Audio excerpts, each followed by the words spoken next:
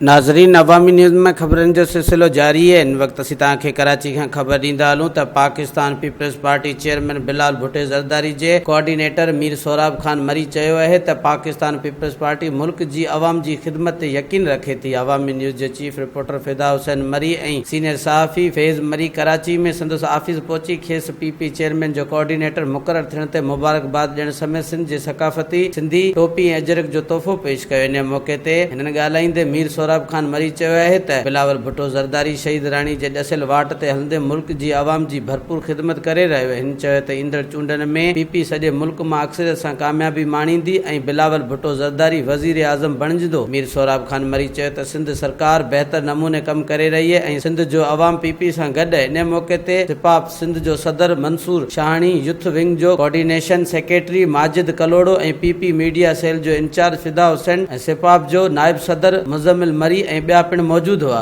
वधीक ख़बरनि ऐं तफ़सील जे लाइ विज़िट कयो असांजी वेबसाइट awamiNewsHD.com ऐं ॾिसंदा रहो अवामी न्यूज़ HD।